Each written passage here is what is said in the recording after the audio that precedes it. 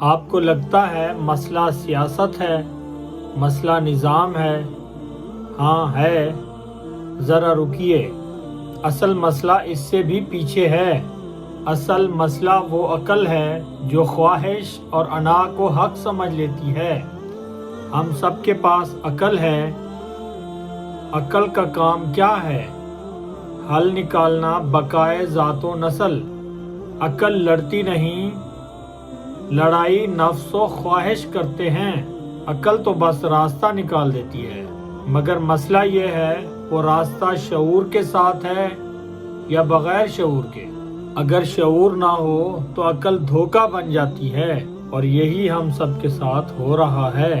انسان جب اپنی میں انا کے لیے آگے بڑھتا ہے، کوئی اس کے سامنے اصول رکھ دے، اصول خود ساختہ ہوں یا صحیح اصول، تو وہ وقتی طور پر دب جاتا ہے، مگر اندر سے بدلتا نہیں۔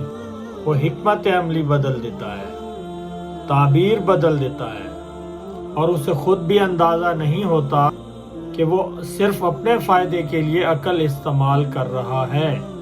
اسی کو میں کہہ رہا ہوں نفس و خواہش والی عقل۔ اب ذرا عام انسان کو دیکھیں، ایک ہی آدمی کے اندر 5 کیفیتیں ہو سکتی ہیں۔ کبھی وہ کمٹمنٹ پوری نہیں کرتا، کبھی سیکھنا نہیں چاہتا، ناشکرا ہوتا ہے، کبھی جھوٹ موٹ جیسا تیسا کام چلاتا ہے، مگر جب خود اس کے ساتھ ایسا ہو تو چیختا چلاتا ہے۔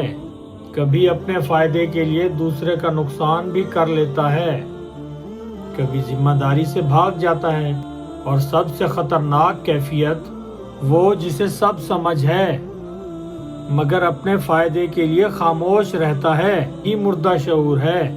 یہی سب سے خطرناک بھی ہے۔ ایک اور قسم ہے، یہ لڑتا نہیں، یہ چیختا نہیں، یہ بہت مہذب لگتا ہے، اگر اس کے اصول اس کے فائدے کے ساتھ جڑے ہوتے ہیں۔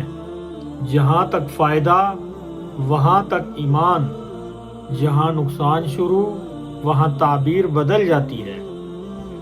ہم سمجھتے ہیں یہ باشعور ہے، حالانکہ ہم نے شعور کو صرف عقل سمجھ لیا ہے۔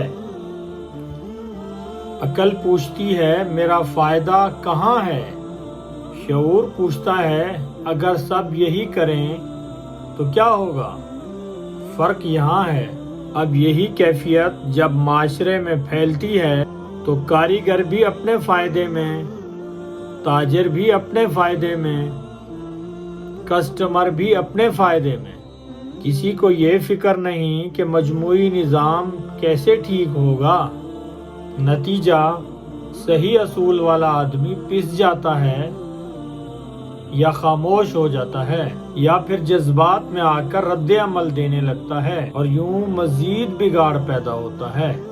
ایک سادہ مثال، ایک بنائی والا چشمہ، اصل قیمت 3000، دکاندار نے قیمت بتائی 7500، رعایت کر کے 5000 روپے کا دے دیا، مگر کام ٹھیک نہیں کیا۔ دھوکہ، جھوٹ صرف ایک واقعہ نہیں، ذہنیت ہے بھی۔ صحیح پیسے لے کر کچھ نہ دینا، کبھی بظاہر اصل چیز دینا مگر ناقص، ایسا دینا کہ بس گزارا ہو جائے، ہر حال میں اپنا فائدہ۔ اب سوال یہ ہے، کیا یہ سب حکومت کی وجہ سے ہے؟ کیا نظام مجبور کرتا ہے؟ جزوی طور پر ہاں، مگر اصل مسئلہ یہ ہے کہ ہمارے نظام میں اخلاقیات کو مرکزی اہمیت حاصل نہیں۔ وطن کے گرد سب گھوم رہا ہے، یہ اچھا، وہ برا، وہ فلانا ڈھمکانا، اور اشرافیہ اسی کے گرد اپنی پالیسیز چلاتی ہے۔ عام آدمی کے لیے اس کی فیملی اہم ہے، باقی سب اس کے دائرے میں نہیں آتا۔ اصل وجہ نائب ہونے کا شعور ہی نہیں ہے۔ ہم خدا کو مانتے ہیں مگر خود کو مالک سمجھنے لگتے ہیں۔ یہاں نظریے کی کمی ہے، تربیت کی کمی ہے، عدل و انصاف کی کمی ہے، اور یوں خود غرض عقل غالب رہتی ہے۔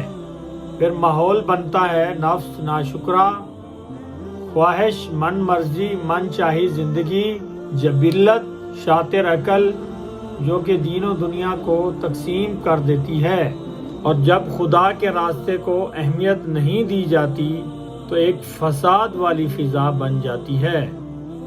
نیک آدمی کا جینا مشکل ہو جاتا ہے یا وہ پس جاتا ہے، اور سب سے خطرناک بات، صحیح عقل اور صحیح شعور بھی جذبات میں بہک سکتے ہیں اگر صبر نہ ہو۔ معاملہ آخر کار بہت سادہ ہے، دنیا امتحان ہے، نتیجہ آخرت میں ہے۔ جس میں صبر نہیں وہ امتحان میں پیچھے رہ جاتا ہے۔ صبر اور توکل علی اللہ یہی اصل طاقت ہیں۔ صحیح شعور اصل میں ایمان ہے، صحیح عقل سلیم، فطرت سلیم ہے جو کہ سچائی کی طرف لے جاتی ہے۔ راستہ ایک ہی ہے، آپ خدا کا کچھ نہیں بگاڑ سکتے، آپ خود کو بگاڑ سکتے ہیں۔ اگر آپ خود کو درست کریں تو اللہ تعالیٰ بہتری پیدا کر دیتا ہے۔